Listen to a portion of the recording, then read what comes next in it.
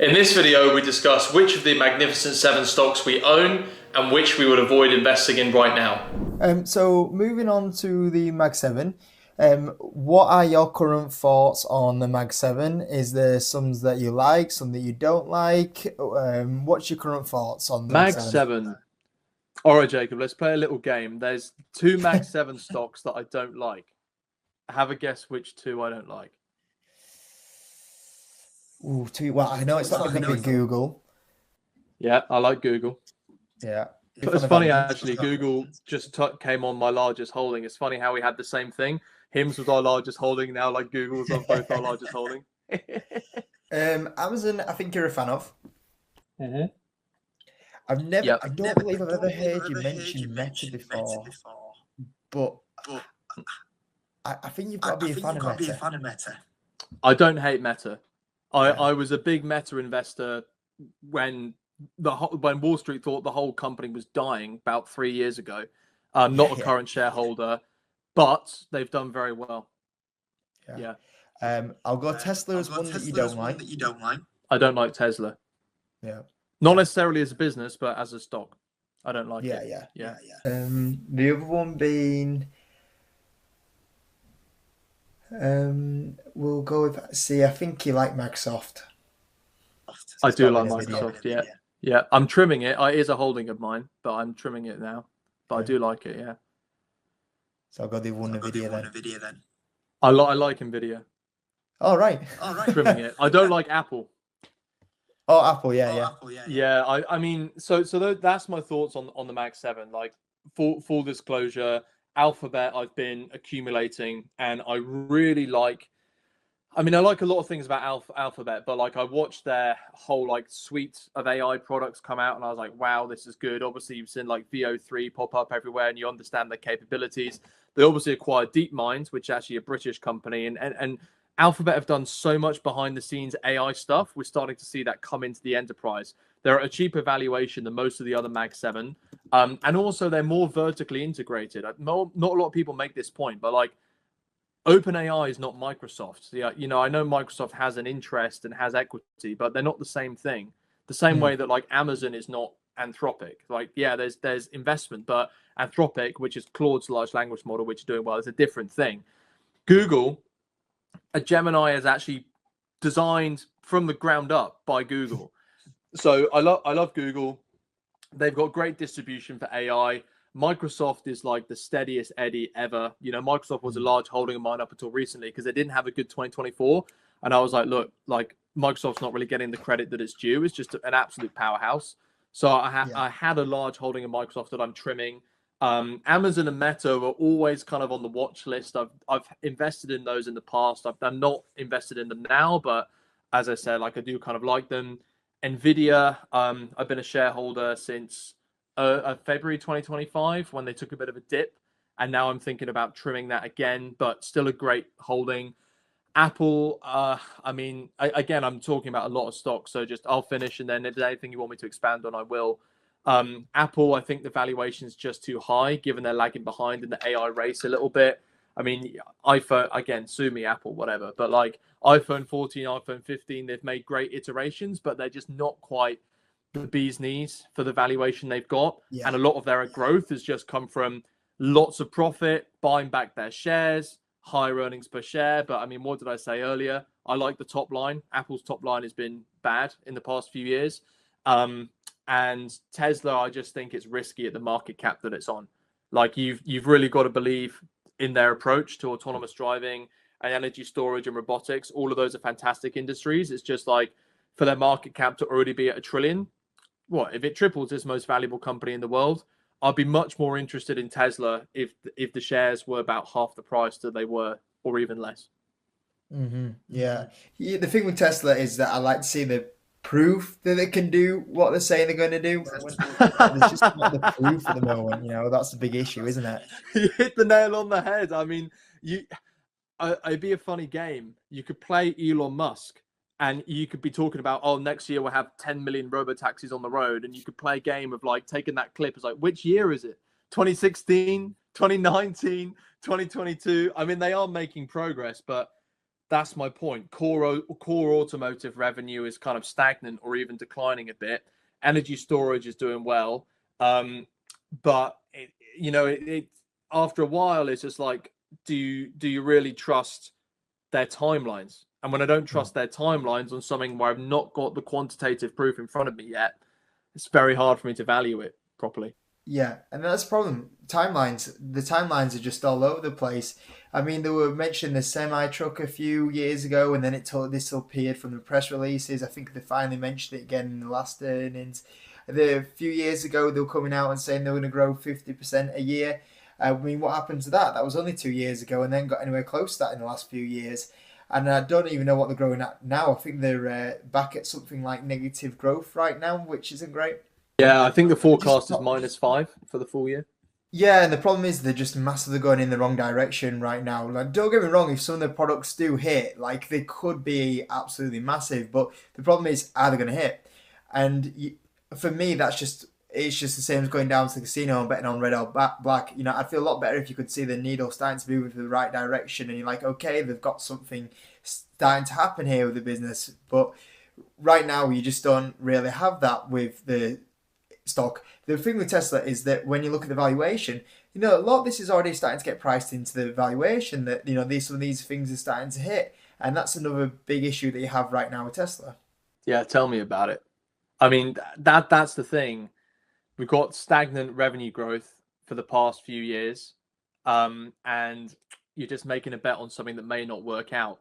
And again, looking at it on a gross basis, which I like to do, because obviously Tesla has much lower margins being an automotive company compared to something like SaaS or infrastructure, which is growing much more. I've just got the figures up. Tesla's at 62 times gross with a 5% decline forecasted in revenue next year. Google's obviously at 14 times gross with 13% growth forecasted for this year. So it's just that the risk reward with Tesla is not worth it. If it was like a couple of $100 billion of market cap, that would be really good to just sort of take a bit of money and just put it aside and do a coffee can approach, leave it in a portfolio for 10 years. Maybe it works out with Tesla. A 1.1 trillion market cap, I agree. It's just not worth the risk reward. Yeah, and a lot of people think I actually hate Tesla, but I don't. It's made me good money previously. It's just that I just don't think they're doing well at the moment. With the other ones, I think that Apple, my thoughts are similar to yours. I think that they've lacked innovation since Steve Jobs. I don't think they've brought out any decent products recently. Even the the glasses that Apple did were behind Meta's by a far amount. I think that a lot of it is being propped up by the share buybacks, and to do them share buybacks, they took a lot of debt on, so the balance sheet isn't as good. The growth to the valuation just isn't that good really at the moment. Amazon I currently own at the moment, with also Meta. I own Meta as well, up about 300% on Meta at the moment, and big fan of that one. Been owning that one since 2018, but also added in when they had the kind of big TikTok killer days when they were talking about that. Microsoft I've owned since 2017, up a good amount on that one. I hardly ever say that I would hold the stock forever, but with Microsoft that probably would be the case with that one, that I'd be willing to hold that one forever. And then Google, Google is my largest holding out of all of them at the moment. I think when you compare it to the other ones, you got the just as good valuation.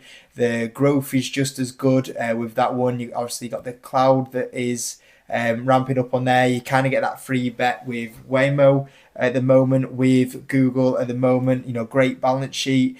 You got the share buybacks going on at the moment, and obviously as of the week just gone, obviously we got the big news that Chrome, they're going to be able to keep Chrome. There we go. 8% is quite a lot for Google to rise. A very steady company like Google, 8% is a big rise. We saw a couple of days ago. Yeah. And I think YouTube as well, that's just going to get more and more market share, mainstream the younger generation. That's the go-to platform to view content, more than Disney Plus, more than your likes of Netflix. Yeah, true. And another thing about, we're obviously just not particularly bullish on Apple. It's okay, so Alphabet are ahead in AI. My girlfriend's got a relatively new Google Pixel phone, and they're just able to integrate that AI very well. So, Google, they do have an ecosystem there because they've got a lot of hardware product as well. I think what happened with Google and Gemini is they just got off to such a bad start. I think when they did that presentation and it started showing the wrong things and started doing the wrong things, it just kind of knocked it back a little bit. But I think now, you look at the product they have, I think it's probably the best that's out there. It's personally the one that I use at the moment. I tried using the other day as something for a project, and I used Gemini and Gronk, and Gronk struggled and Gemini was by far the best. Interesting. I think what may have happened is obviously ChatGPT came out 30th of November 2022. Then by a few months later, it had hundreds of millions of users.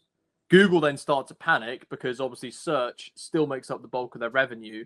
And I think what happened is then they released their large language model, which was called Bard at the time.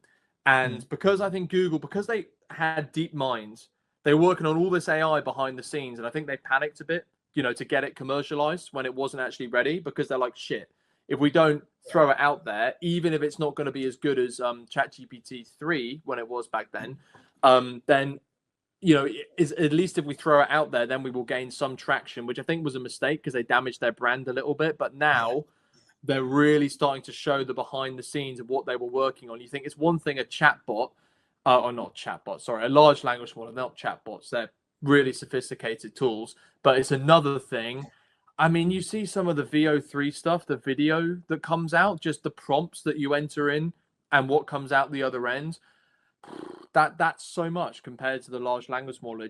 That signifies to me how much AI Google really have behind the scenes. Look at the progress they made. ChatGPT has changed and improved, but look at how much Google's AI commercial products have changed in the past 2 years. That leads me to think they've got even more impressive stuff behind the scenes. And the thing you were going to say there as well, the valuation side of it, I think that Google is the best AI platform out there, if not one of the best AI platforms out there. And yet the valuation disconnect to all the other platforms that are out here is so big compared to them. And you look at what you get in Google with all these products and this AI product here, it just doesn't make sense why Google is such a disconnected valuation to what the rest of them really. Yeah. I think that's because there's a magnified volatility in there because of the fact that if it didn't work out for Google, search would be disrupted. But what's nice is now that they're really showing that they do have very, very powerful AI that they're working on.